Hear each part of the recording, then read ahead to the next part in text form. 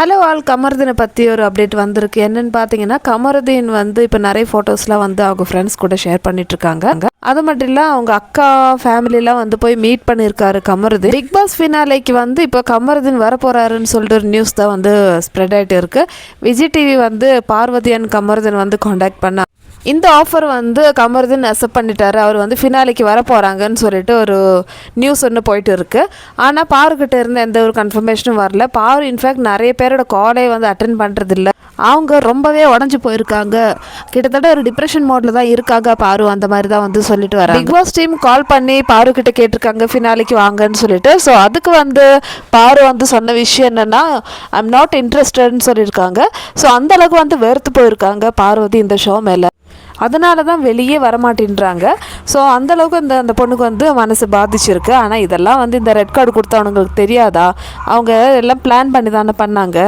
கொஞ்சம் கூட யோசிக்காமல் ஒரு பொண்ணுக்கு வந்து இது மாதிரி கேவலமாக ரெட் கார்டு கொடுத்துட்டு இப்போ வான்னு சொன்னால் அவள் எப்படி வர முடியும்? பார்வதி வந்து இன்னும் நெகட்டிவாக சொல்லிட்டு இருக்காங்கல்ல. ஸோ அவங்க வந்து ஒன்று யோசிக்க மாட்டேன்றாங்க. இந்தியாவோட இந்த பிக் பாஸ் ஹிஸ்ட்ரியிலே வந்து முதல் உமன் கார்டு வந்து பார்வதிக்கு தான் கிடச்சிருக்கு. அது எவ்வளோ பெரிய கஷ்டமாக இருக்கும். அதெல்லாம் வந்து யோசிக்க மாட்டேறீங்க. நீங்கள் வந்து இஷ்டத்துக்கு வந்து பேசுவீங்க. இவ்வளோ அசிங்கப்படுத்திட்டு அவங்கள வந்து திருப்பி கூப்பிட்டா அப்படியே வந்து சாதாரணமாக பல்லு இழிச்சிட்டு உங்கள் பின்னாடியே வரணுமா? என்னை கேட்டால் பார்வதி வரவே கூடாது தான் சொல்கிறேன். ஏன்னா நிறைய பேர் என்ன சொல்கிறாங்கன்னா, பார்வதிக்கு வந்து அந்த நெகட்டிவ்லாம் வந்து போகிறதுக்கு இதுதான் ஒரு வழி, விஜய் டிவி கிட்ட போகணும் திருப்பின்னு சொல்லிட்டு. அப்படியா மக்களே? எனக்கு அப்படி தோணலை. ஏன்னா விஜய் டிவி மட்டும்தான் இருக்கா. ரெட் கார்டு கொடுக்கும்போது இவ்வளோ பிரச்சனை ஆகும்னு தெரியல சேனலுக்கு. அப்புறம் ஏன் வந்து கொடுத்தாங்க? ஒரு நார்மல் எவிக்ஷன் பண்ணி விட்டால் கூட இந்த அளவுக்கு வந்து சொல்லியிருக்க மாட்டோம். ஏன் நார்மல் எவிக்ஷன் பண்ணல? ரெட் கார்டு கொடுத்து தான் வந்து எவிக்ட் பண்ணுறதுக்கு அந்த அளவுக்கு அவங்க என்ன பண்ணாங்க? இந்த ஒரு கேள்வி தான் வந்து எல்லாரும் கேட்டுட்ருக்காங்க. இப்போ கமருதீன் வந்து அசால்ட்டாக வந்து அவர் வெளியே போகிறாரு. அதே மாதிரி ஃப்ரெண்ட்ஸ் கூட என்ஜாய் பண்ணுறாங்க. இப்போ பிக் பாஸ் ஃபினாலேக்கும் வராங்க. இப்போ கமர் வந்து வாழ்த்துப்பட்டவனாக ஆகிட்டாங்க. நான் எப்போவும் சொல்கிற மாதிரி பார்வதி வந்து கெட்டவளாக வந்து எப்போவுமே வந்து சொல்லினே தான் இருப்பாங்க. இப்போ சோஷியல் மீடியாலலாம் வந்து பாருக்கு வந்து டேக் பண்ணி நிறைய மோட்டிவேஷ்னல் வீடியோஸ் வந்து பாருக்கு வந்து அனுப்பிட்டே தான் இருக்காங்க.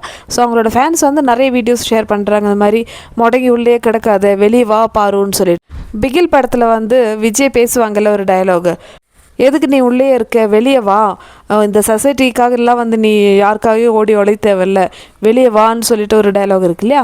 ஸோ அந்த ஒரு சீனை வந்து பார்வதிக்கு டேக் பண்ணி பாரோட ஃபேன்ஸ் வந்து நிறைய பேர் ஷேர் பண்ணிட்டு வராங்க.